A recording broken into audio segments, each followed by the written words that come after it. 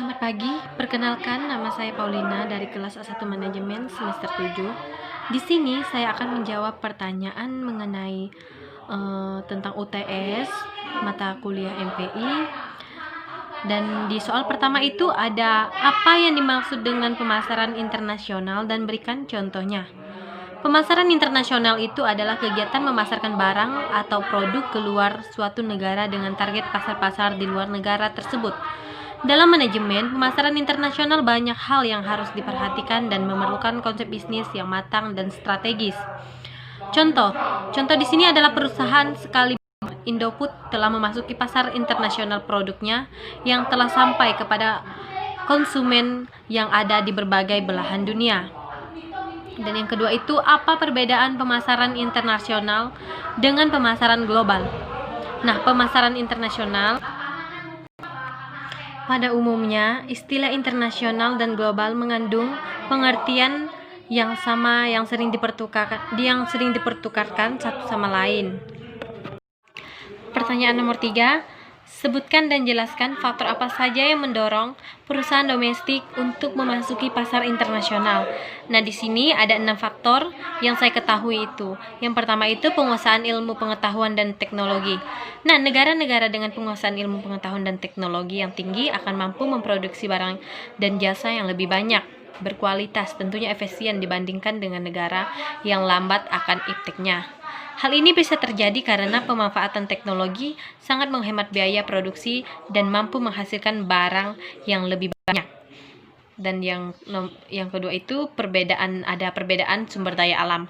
Nah, pada dasarnya sumber daya alam adalah faktor produksi negara. Oleh karena itu, setiap negara memiliki keanekaragaman kondisi produksi. Sedangkan ada yang ketiga itu perbedaan selera. Nah, terjadinya perbedaan kebudayaan, sistem politik dan pandangan, dan tatanan sosial menyebabkan terjadinya selera terhadap berbagai komoditas. Dan juga ada yang keempat itu ada perbedaan iklim, dan perbedaan iklim di setiap negara itu menyebabkan terbatasnya potensi sumber daya alam. Akibatnya semua barang tidak memenuhi kebutuhan dapat dipenuhi sendiri oleh negara tersebut. Oleh karena itu, negara akan mengimpor dari negara lain. Dan yang kelima itu ada keinginan dan kekurangan produk dalam suatu negara. Kelebihan pada produk suatu negara atau surplus dan kekurangan kas dalam suatu negara disebut itu defisit. Itu adalah suatu hal yang terjadi karena adanya perbedaan sumber daya alam dan kemajuan antara negara satu dan lainnya. Terjadi surplus menyebabkan negara yang bersangkutan akan menjual hasil produksinya ke negara lain, sedangkan negara yang mengalami defisit akan membeli barang dari luar negeri melalui perdagangan internasional. Nah, yang kelima itu ada kelebihan suatu produk negara. Kelebihan produk negara itu disebut surplus, dan kekurangan kas dalam suatu negara itu kan disebut defisit. Itu adalah suatu hal yang terjadi karena adanya perbedaan sumber daya alam dan kemajuan antara negara dan negara lainnya. Dan pertanyaan nomor 4 itu, apa saja yang menjadi hambatan dalam pemasaran internasional yang akan dilakukan dengan melalui ekspor dan negara? Nah, yang menghambat ekspor Indonesia itu secara umum itu ada ekspor Indonesia selama ini cenderung ditopang natural intensif produk. Dan yang kedua itu surplus perdagangan disebabkan karena kenaikan harga dan bukan karena nilai tingginya. Sedangkan yang ketiga itu ada pemaparan, market analisis dan market integrasis masih minimal. Dan yang keempat itu ada ego sektoral antara lembaga pemerintah terkait ekspor. Dan yang kelima itu ada kurang pemahaman dan pengenalan terkait informasi pas non-tradisional. Dan yang keenam itu ada free trade agreement. Nah, itu adalah faktor-faktornya.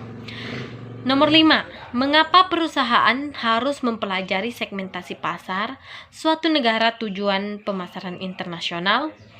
Segmentasi pasar apa saja yang diperlukan untuk mengetahui pelanggan potensi bagi produk perusahaan? Nah, jawabannya itu karena upaya meningkatkan pemasaran produk secara terarah. Selain itu, sumber daya yang dimiliki perusahaan dapat dipergunakan secara lebih efektif dan efisien. Jawaban video. Nah, di sini selanjutnya saya akan menjawab soal dari video tersebut. Nah, video pertama itu apa judul video tersebut? Nah, judulnya itu adalah Standar ISO 9000 dalam perdagangan. Pertanyaan nomor 2, siapa nama pembicara yang berbicara dalam video tersebut? Pembicaranya itu Yasser Bidawi. Dan nomor 3, topik apa saja yang dijelaskan oleh dosen tersebut dalam video tersebut? Di sini ada peningkatan ekspor rata-rata per tahun dan juga faktor penentu daya saring non-digas. Dan juga menjelaskan tentang hambatan-hambatan yang disepakati di Tokyo pada tahun 1979 dan juga ada perjanjian tentang Indonesia menandatangani yang dibentuk oleh World Trade Organization dan pembentukan ASEAN untuk mengurangi biaya masuk dari 20% hingga 0 sampai 3%. Dan juga menjelaskan tentang berlakunya pasar tunggal Eropa itu sedikit banyak memberikan dorongan pada produsen. Dan juga menjelaskan standar ISO 9000 menjadi wajib bagi produk yang merupakan subkontrak dari perusahaan. Dan di sini juga yang termasuk itu seperti aspek hukum, produktivitas, dan manajemen, serta perubahan hubungan pelanggan pemasok.